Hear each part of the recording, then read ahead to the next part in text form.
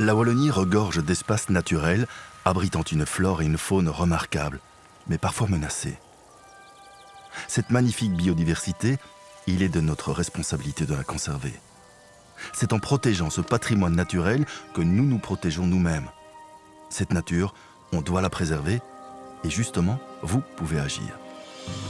Vous avez un terrain sur un site Natura 2000, un site de grand intérêt biologique ou encore un espace où la nature pourrait reprendre sa place? En tant que propriétaire ou gestionnaire privé ou public, vous pouvez mener des actions visant à valoriser ces richesses.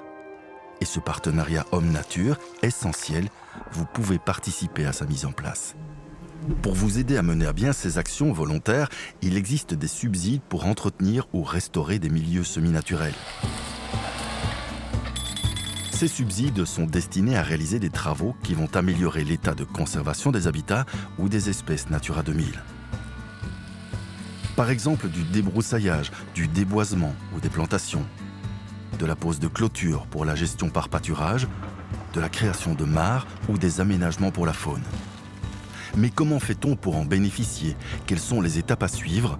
Pour vous expliquer tout cela, on va voyager en Wallonie pour voir concrètement comment ça se passe avant, pendant et après les travaux. On commence par la vallée du Biran à Pont-de-Rôme, près de Beaurain. Moi, je m'appelle Marc-André Hénin, je suis producteur de lait en bio depuis 2009 et on transforme une partie de notre lait en fromage et en beurre.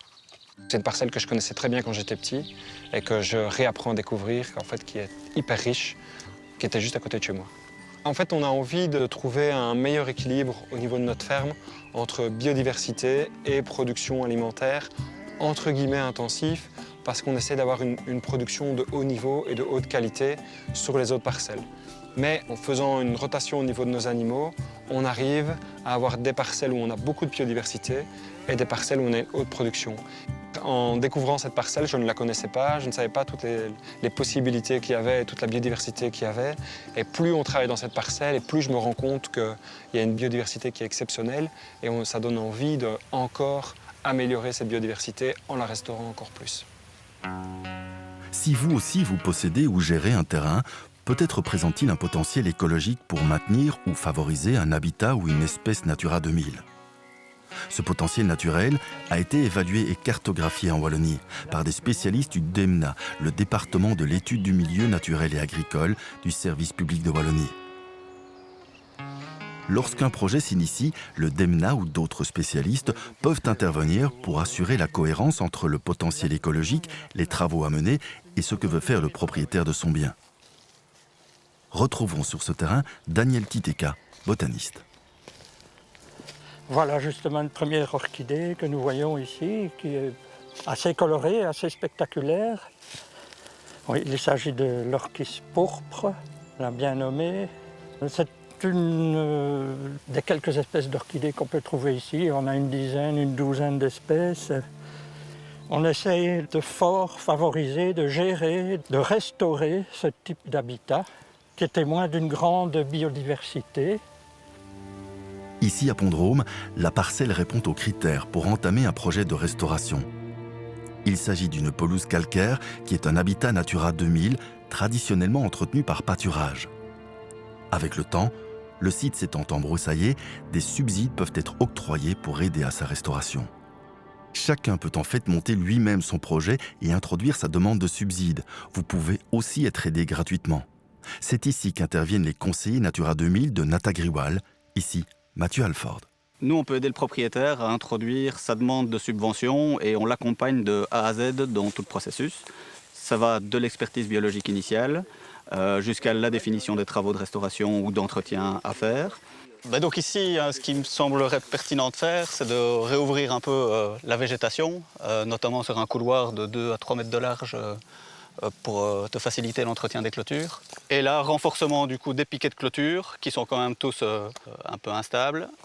Et il y a ceci là, donc il y a une parcelle là, il y a l'orchidée, la partie orchidée, la partie où on est maintenant qui est ici. Ouais, il y a une clôture qui passe là. Hein. Ouais. Moi, j'aurais tendance à garder ce bloc-là à part pour pouvoir laisser cantonner les animaux dans cette partie-là et vraiment les forcer à s'attaquer aux ligneux. On financerait les piquets métalliques avec les fils électriques et toi, tu n'aurais plus qu'à électrifier. Et là, tu pourrais y mettre tes bovins. D'accord. Je vais le noter. Une fois qu'on a bien précisé les travaux, on fait le relais avec l'administration puisque c'est eux qui octroient ces subsides. S'ils nous donnent un avis préalable positif, là on peut aller plus loin, faire une deuxième visite de terrain pour mieux préciser les travaux avant l'introduction du coup d'un cahier des charges qui précise clairement les travaux et qu'on va soumettre à des entrepreneurs qui vont ensuite nous remettre un devis. Et si cette demande de subside est octroyée, à ce moment-là les travaux vont pouvoir se réaliser. Donc on fait aussi le suivi du chantier. Le montant des travaux sera remboursé à 100% par l'administration.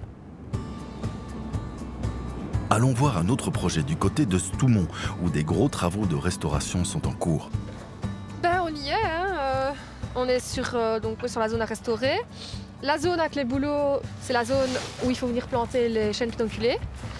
On a la zone de l'Inde en dessous, et donc en fait, entre les deux, on va venir installer la fameuse lisière forestière pour apporter de la diversification. Et donc dans la zone ici en aval, on va implanter la mare, qui est juste ici derrière. Ouais. Et alors on voit les 4 exclos qui sont en préparation pour accueillir les genévriers. Ouais, c'est ça. On va jeter un coup d'œil? Ok. Donc ici, on a justement Ici, c'est un propriétaire privé qui a demandé les subsides pour un projet de restauration sur plus de 80 hectares. Toute une série d'acteurs sont présents par rapport à la réflexion du projet. On fait notamment appel au département nature et forêt, mais aussi aux scientifiques de la région wallonne. On tient évidemment aussi compte des envies du propriétaire qui a envie de mettre en valeur son site. Quelle hauteur d'eau est-ce que tu as prévu au maximum? 1,40 m, je pense. L'intérêt, c'est vraiment d'avoir des zones d'eau peu profondes pour que les batraciens puissent profiter de zones d'eau plus chaudes. On est présent sur le chantier en fait durant les travaux pour s'assurer que tout se passe bien. Dis, la griffe de dérivation, tu me l'as fait de ce côté-là? Oui. En fait, il y a le cours d'eau qui est juste là. Au niveau des travaux subventionnés, finalement, la réponse est simple. C'est tous travaux qui améliorent un habitat ou une espèce Natura 2000 peuvent être subventionnés. Ça peut être des clôtures dans le cadre de restauration de milieux ouverts type agricole. Ça peut être creusement de mares. Ça peut être dans ce cadre-ci, on plante des arbres pour recréer une forêt feuillue. On peut avoir des décapages, on peut avoir des broyages de parcelles. Finalement, ça c'est très varié tant qu'on fait une action en faveur d'un habitat d'une espèce Natura 2000. Et tous ces travaux, qu'ils soient de grande ampleur ou non, sont subventionnés à 100%. Au moment où on parle de changement climatique, etc., je pense que c'est vraiment important de se rendre compte que la nature a un grand rôle à jouer et justement de s'y investir encore plus en participant à des démarches telles que celle-ci pour participer au maintien de l'environnement. Tous ces projets à travers la Wallonie sont autant de bulles d'air pour la biodiversité, et ce grâce aux actions volontaires des propriétaires et gestionnaires. Pas mal, non? Prenons maintenant la direction de Fauvillers, où nous allons découvrir un projet de restauration achevé. Plusieurs associations de conservation de la nature réalisent des projets de restauration.